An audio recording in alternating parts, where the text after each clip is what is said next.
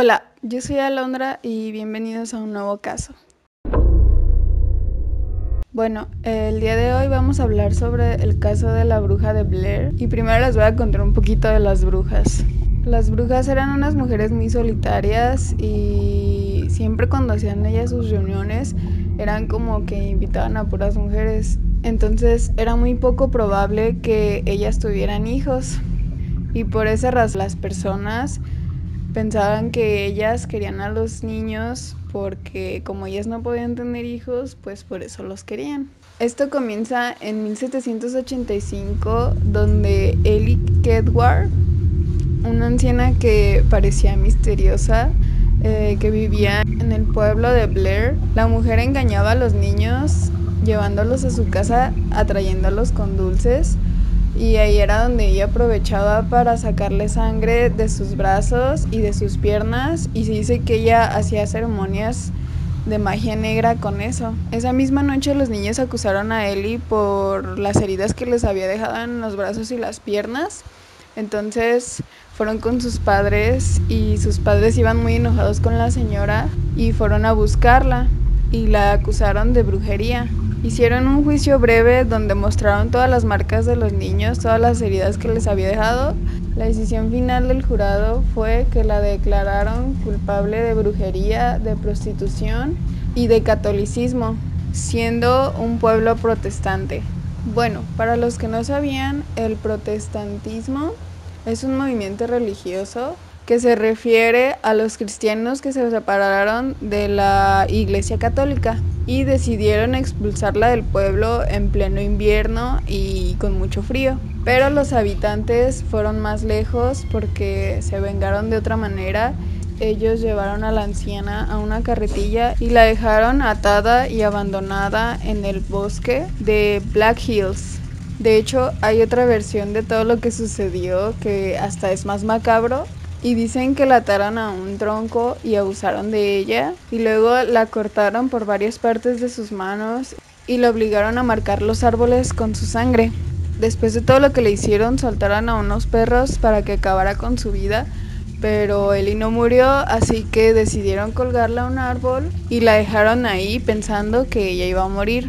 Los ciudadanos pensaron que ella había muerto ahí, pero lo que no sabían es que a partir de ahí iban a comenzar sucesos más escalofriantes. Después, en 1786, la hija del gobernador, el que había expulsado a la bruja, había desaparecido y días después él también desapareció y no se supo dónde quedaron. Unas semanas después de que desapareció el gobernador, también desapareció el primer niño que acusó a Ellie. Él salió a jugar y nunca más volvió. Y al finalizar el invierno, la mitad de los niños que habían acusado a la anciana desaparecieron. Y todos los campesinos empezaron a sospechar que Ellie había sido la que había hecho todo eso. Entonces habían dicho que era una maldición que tenía y decidieron abandonar el lugar. Y ahí fue como lo condenaron a Blair como un pueblo maldito. Y también juraron jamás volver a nombrar a la bruja. El pueblo de Blair fue abandonado durante 40 años hasta en 1824, donde se fundó el nuevo pueblo llamado Brooksville. Los fundadores de este pueblo nunca se enteraron de todo lo que había sucedido ahí. Entonces, un año después de que lo fundaron, comenzaron a suceder otros hechos terroríficos. Muchas personas aseguraron que habían visto en el río Tapis una mano muy pálida y delgada que desapareció en las profundidades. Pero descubrieron que una niña de 10 años había ido a nadar ahí y murió ahogada. Curiosamente, el agua nunca más volvió a ser potable porque se comenzaron a hacer muchas algas, entonces pues empezó a contaminarse el río. El pueblo vivió nuevamente en calma hasta en 1866, 62 años después de lo que había ocurrido. Rabin Weaver desaparece de una forma muy extraña. Así que varios grupos de rescatistas fueron a buscarla y afortunadamente la niña seguía viva, pero uno de los grupos de rastreo habían desaparecido. Después de varias semanas, los cuerpos fueron encontrados en el bosque en el que había muerto la bruja. Lo más extraño es que fueron destripados y fueron atados a un tronco formando un pentágono.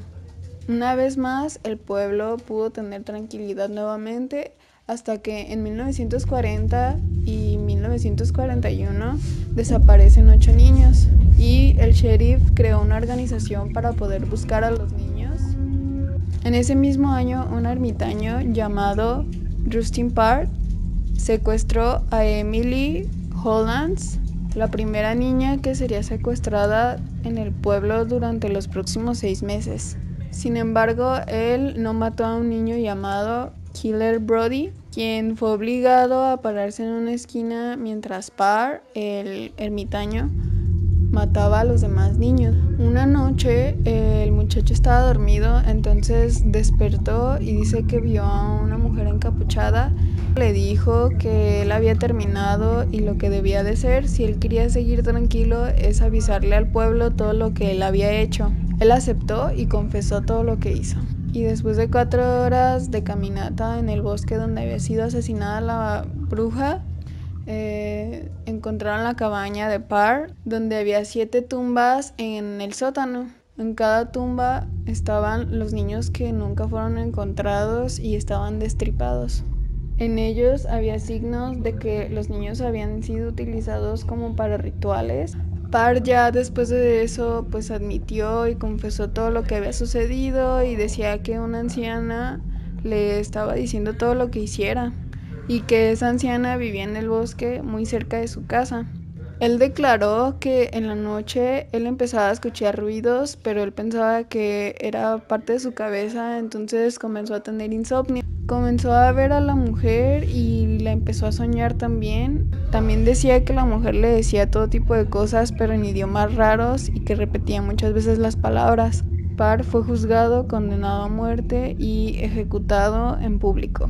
Se dice que el niño Killer Brody, él nunca se pudo recuperar de los traumas que había vivido y él vivió de manicomio en manicomio hasta 1971 que murió.